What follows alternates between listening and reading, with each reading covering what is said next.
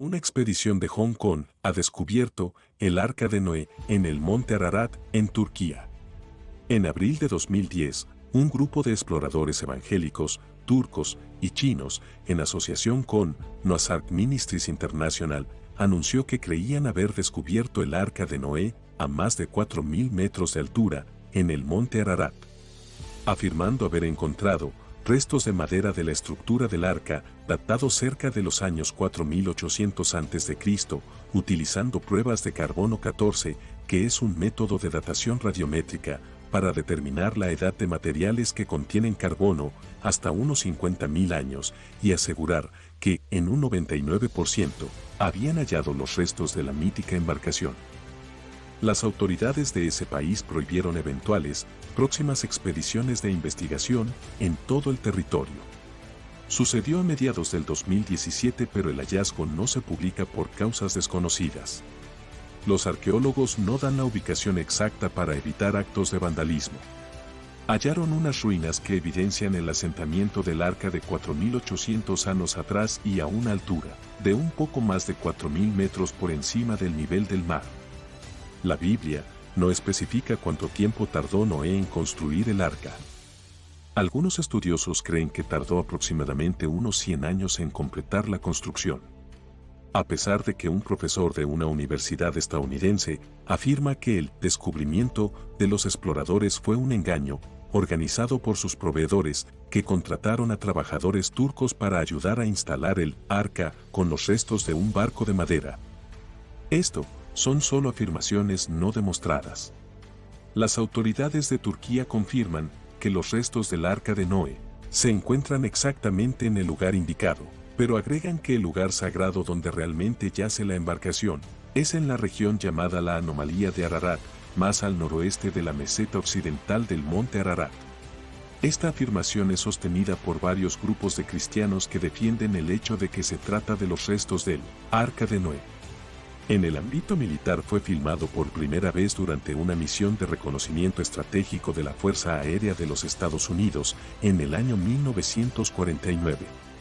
En aquellos años, en los primeros compases de la Guerra Fría, el macizo de Ararat se encontraba en la antigua frontera entre Turquía y la Unión Soviética y, por lo tanto, era un área de interés militar. En consecuencia, se clasificaron las imágenes obtenidas como secretas, al igual que todas las posteriores sacadas en la misma zona los años posteriores. La zona de interés del monte Ararat fue objeto de estudio por el satélite Iconos para tomar nuevas fotografías desde el espacio. Iconos capturó la anomalía. El 5 de agosto y el 13 de septiembre del 2000, una controvertida imagen satelital, a vista de pájaro, tomada por el mismo satélite en el 2003 para el mismo proyecto de investigación, fue lanzada al público en el 2006. Tras obtenerse las fotos y los datos que registraba, se construyó un video computarizado, con las imágenes de dicha anomalía, dejando verse una estructura a la mitad del video. Los montes Ararat han sido desde siempre un lugar sagrado para los armenios debido a su historia y su religión. Además, se ubica un monasterio sagrado llamado Kievirap, posicionado geográficamente justo enfrente al monte Ararat. También es importante mencionar las anclas de piedra de Arsab. Estas son unas piedras alargadas, puestas de pie a modo de monolitos, encontradas cerca del sitio arqueológico de Durupinar por Ron White. Con la ayuda, entre otros, de David Fasold. Fasold llegó a la conclusión de que las piedras eran anclas o pesas usadas para estabilizar el arca, mientras estaba en el mar, señalando que las piedras tenían un agujero en la parte superior, por donde era posible pasar una cuerda, y que la existencia de este tipo de piedras era sugerida en la epopeya de Gilgamesh. Las anclas de piedra eran típicas de las embarcaciones antiguas. Han sido encontradas también en el Nilo y en el área del Mediterráneo. Estas grandes piedras median más o menos casi 1,80 m de alto, son muy pesadas y planas con un agujero cerca de un extremo para pasar una cuerda. Su claro propósito era de crear un contrapeso en el agua. La piedra atada a un extremo de la embarcación la hacía girar en medio de la corriente de modo que ese extremo quedara apuntando a las olas y al viento. En 1960, siendo un asiduo lector de la revista Life Magazine, estuvo muy interesado en los artículos relacionados con fotografías de excavaciones, por lo que comenzó a visitar el sitio arqueológico de Durupinar. Un reconocido sitio arqueológico de gran estructura, ubicada en el monte Tendürek al este de Turquía y en dirección sur de la cumbre del monte Ararat, a una altura de entre 1999 metros sobre el nivel del mar. Ron Wyatt comenzó su carrera científica de arqueólogo aficionado a partir del año 1977 hasta su muerte en 1999.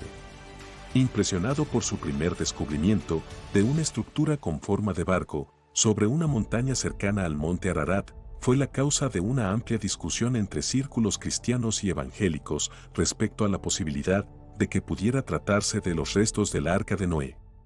En un primer momento, Ron Wyatt ganó numerosos seguidores entre grupos fundamentalistas cristianos, entusiasmados por la urgente posibilidad de evidenciar los hechos bíblicos. Sin embargo, la credibilidad de Ron Wyatt ha sido desmentida tanto por arqueólogos profesionales como por eruditos bíblicos, recibiendo numerosas críticas por el arqueólogo Joe Sies del Israel Antiquities Authority.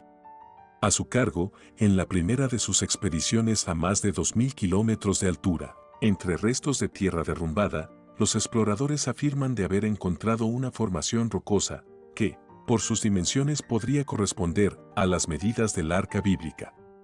Esta formación rocosa calcificada era demasiado perfecta para ser natural.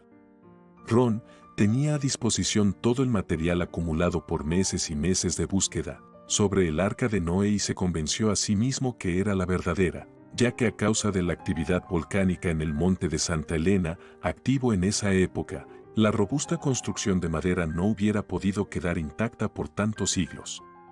Ron Wyatt realizó varios experimentos en laboratorio para comprender cómo se hubiera comportado la nave en caso de un verdadero diluvio en las montañas, ya que se debió depositar en una formación geológica igual a la del modelo utilizado. Todo esto basándose en las leyes de la hidráulica y la aerodinámica, que son siempre las mismas.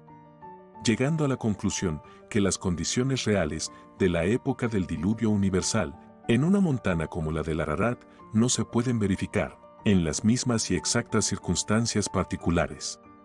Luego de recibir el permiso para los trabajos de excavación y su consiguiente inauguración en junio del 1987, Ron firmó un contrato con un productor cinematográfico para realizar un documental sobre el arca y su gran descubrimiento. Se nombró La Villa de los Ocho, en homenaje a los sobrevivientes de la catástrofe. La misma montaña donde se alojó la nave, la llaman la Montaña del Juicio. En conclusión, muchos han sido los grupos arqueológicos que se han adjudicado el hallazgo y otros tantos, los exploradores que han buscado los restos del arca en el monte Ararat desde hace casi 200 años. El primero que intentó hallar los restos fue el naturista alemán Friedrich Parrot en 1829.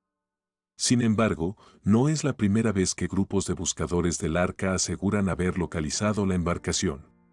Otras fuentes plantean que Ron Wyatt nunca aportó pruebas de ninguno de sus supuestos descubrimientos bíblicos.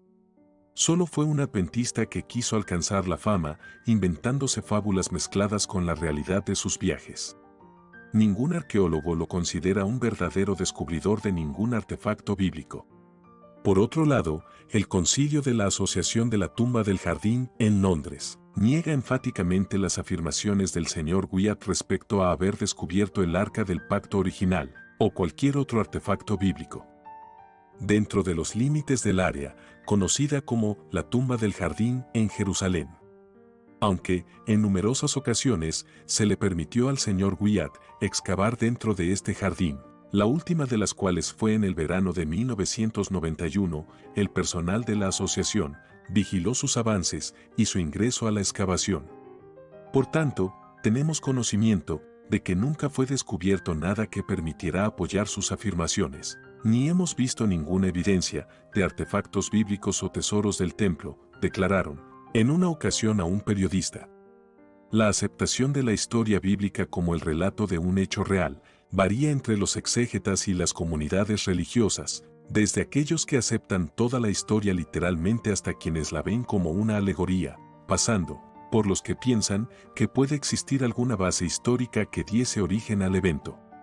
Sin embargo, un diluvio universal, tal como se describe en el Génesis, es incompatible con los conocimientos científicos, en especial con los datos geológicos y paleontológicos. Esta es una postura que incluso sostienen quienes defienden la historicidad del evento.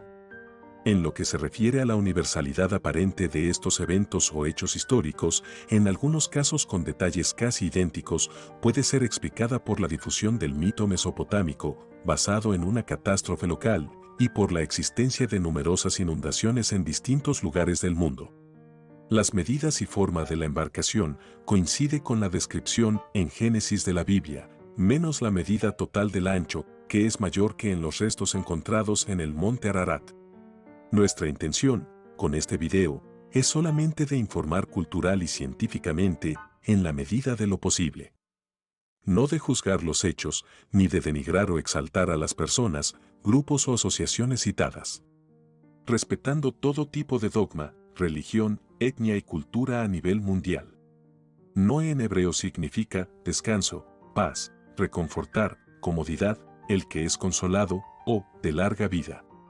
Existen otras variantes para los que gustan conocer de los nombres y su pronunciación en diferentes idiomas, por ejemplo, Na, en árabe, Noé, en francés, Noé, en griego, Noch, en hebreo bíblico, Noé, en italiano, Noa, en croata, Noa, en finlandés, Noa, en havaiano, Nojus, en lituano, Nouk, en sueco y Na, en turco. Según las escrituras, Noé fue el 10º y último de los superlongevos patriarcas antediluvianos. Noé murió 350 años después del diluvio, a la edad de 950 años. Esto lo convierte en el tercer hombre más longevo de toda la Biblia, superando incluso a Adán con 930 años. En proporción a su larga vida, engendró a sus 3 hijos después de los 500 años. Nuestros conocimientos actuales sobre la duración de la vida de una célula nos llevan a suponer que el límite natural de longevidad en el ser humano está actualmente por debajo de los 150 años. En nuestros tiempos modernos, el récord Guinness de la persona más anciana o longeva permanece en el rango de los 112 a los 122 años, pero el proceso, para distinguir a los individuos supercentenarios de los mitos de longevidades extraordinarias, es complicado, pues los registros de nacimiento de finales del siglo XIX son muchas veces cuestionables. ¿Será que el ser humano en tiempos inmemoriales podían vivir mucho más de lo que podemos constatar o imaginar? Ese tema lo dejaremos para otro video. Si así lo desean, pueden suscribirse y dejarnos un me gusta.